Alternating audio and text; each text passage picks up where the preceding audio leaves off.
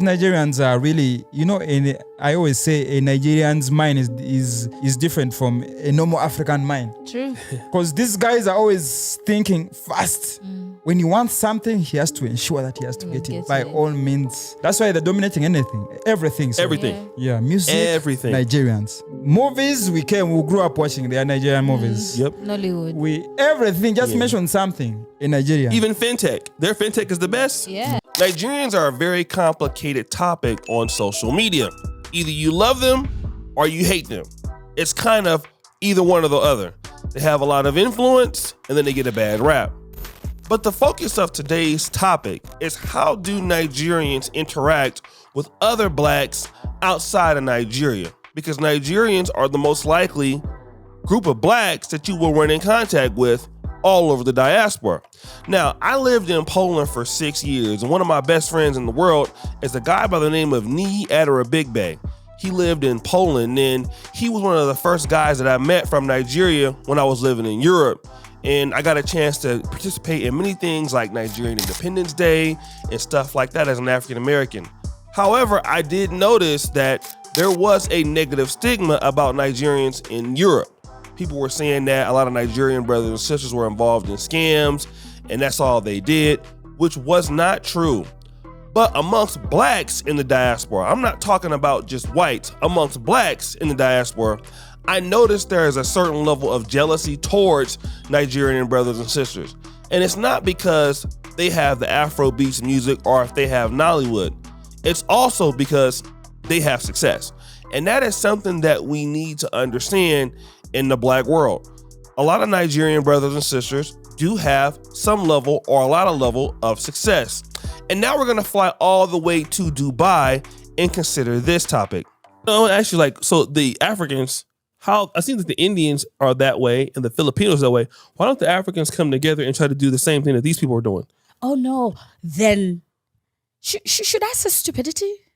Mm-hmm. Now this is where the stupidity of an African mind comes in. Mm-hmm. First of all, an African seeing you succeed in a place where they want to succeed, very wrong. They do not want it for you. If I have it, you must lose it. Or we both lose it, but you must not have it. Because I only can have it. That's the mindset. But the Filipinos are not like that. Oh. See? This is why when I'm in Dubai, and even whatever I said, guys, my fellow Kabayans, Mahals, I just want to tell you, I'm with y'all. I'm your girl. When I'm in Dubai, I'm not a Ugandan. I do not want to associate myself with any Africans apart from Nigerians. Rewind! A few weeks ago, I had Esther Nadakunda on this particular channel right now. And she talked about when she lived in Dubai, a lot of the blacks were jealous of each other. And it caused her not to want to live next to blacks. And then I talked to her brother Joram. He's one of the top model scouts in East Africa. He also is the guy that directs the A. Bryant's Fashion Show and Awards and things like that. So he's a very talented guy. But he saw the same issue in some African brothers as to why they can't work together. So I asked him on my podcast, why is that so? Let's talk about what is stopping Uganda, and it's very similar in size to maybe Kenya. It's a bigger country in Africa. But what's keeping this community here from being like South Africa, from being like Nigeria, from being like Ghana? We're on the world stage in Africa. What's stopping Uganda from that? People have failed to collaborate. That's number one. Yeah. Everyone in this business feels like, oh my God, she's my threat. If I work with her, she's going to get more attention, more shine than I do. You get it? So we fail to collaborate like our sisters and brothers in, Nigeria, in South Africa, or even Rwanda, that is really, really up and coming, but taking over the world as much as, possible. So to anyone that is watching this, when you work together as an army, as a force, you move mountains. So that is one. And then number two, there's so much greed among so many creators in this business. Okay. Whereby if I know something, I feel like I am the only one that knows it. I'm not going to share it with anyone. I don't want to be like in the same space with other people, something like that. Whereby people feel like they know so much as opposed to, how about, we all collaborate and, probably do like different masterclasses all together, share ideas, come together as an army and then work, together. But Esther Nadakunda said there was one group of blacks that she saw helping each other in Dubai. Let's find out who they are. I do not want to associate myself with any Africans apart from Nigerians. Why? Because Nigerians are better Africans. Expound on that. Why wouldn't you want to associate with your fellow country people, but Nigerians, you decide to go with Nigerians? You have a job, you're Ugandan. And I come to you and I want a job. Mm-hmm. And I qualify very well. Mm-hmm. But we come from the same country, yeah? This is what Uganda does. And you cannot tell me nothing. Every Ugandan is like this. Oh, I'm looking for a job. Oh, you're looking for a job? I know where I can. Now that is Joanita telling me, I know where I can find you a job. My company is actually hiring. Oh, really? Yes, give me your CV.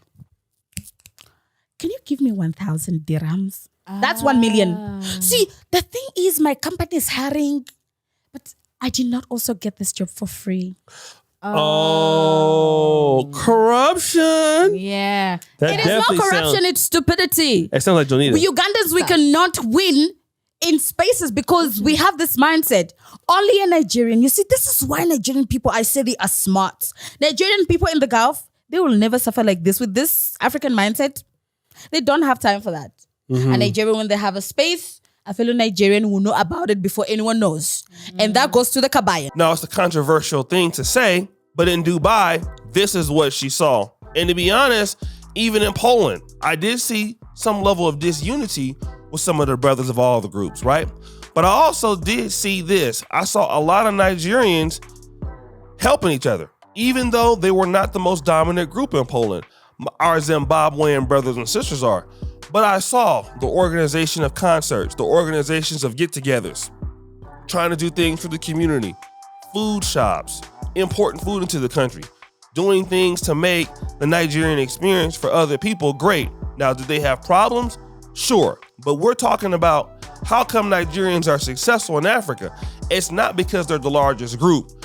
From what she says, it's because they're more willing to help each other. And that is something that I see. Even in the Nigerian music scene, I gotta be honest, I'm here in Uganda, and Uganda has a lot of talent. But when I was in Nigeria, you can feel one word there in Nigeria, in Lagos, collaboration. And I was talking to another brother about that just now. And no offense to anything else, but I have this program called the Pan-African Dating Show. And I was like, man, if the Pan-African Dating Show was in Lagos, we'd probably already be at 1 million subscribers. And that's no shot at Uganda, it's just how much the brothers and sisters collaborate there. You know, they collaborate in almost every genre. You can find it outside the diaspora too, not just outside, but inside. You want to get your money on, you want to do things in the community, Nigeria is where you probably want to go. Nigeria is where it's at, all right? Everybody's been saying that. And when I was there in Lagos, I was only there for 2 weeks, but I felt that energy. You know, I was watching Big Brother Niger for the first time when I was there, and you know, it was lit. I saw fashion shows on TV. I saw a lot of things on the TV that it was showing me that Nigerians work together. They don't get a lot of praise for that, but they do. I see them helping each other. I've been overseas for 10 years, and when I talk about other black groups out there, and you do have a lot of Ethiopians in Europe now, there are a lot of Zimbabweans in Europe, and they also help each other. But Nigerians, they work together, right? I'm not saying that it's perfect all the time, but they work together. I'm about Africans in Africa. And what we need to understand from this experience, especially when you're somebody that lives out of the country, you're in Nigeria and you're African, you live in the diaspora, you got to help each other, all right? I'm an African American. I was living in Poland. I was the only African American man there at the time. And we had another sister that was African American. But when we get in there around everybody else, we're considered black like everybody else. Not black, I mean African. So you might as well throw the African tab on us in comparisons to the whites. So we all had to work together because of our skin complexion, right?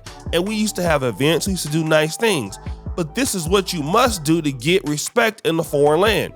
When you have an opportunity to help your brother or sister get a job, take that opportunity to help them get a job. You don't know how that's going to come back and help you in the long run. And I just wish, and my prayer is that all of us in the black world will start to have that energy towards each other. Start working together. Start trying to help each other out. Not, saying I'm gonna, do this for you if you give me $500, or, do this if you get that for me. No, you just need to start pulling brothers and sisters up. Even if sometimes you might not get the level of appreciation you want from that person, it doesn't matter. It will come back in a positive way.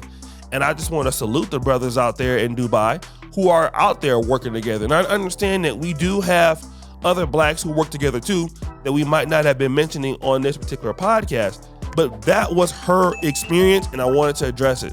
So guys, what do you think? It's your boy O'Shea Duke Jackson, back at it again here on the King Ghana YouTube channel. Subscribe and hit the bell. We're out.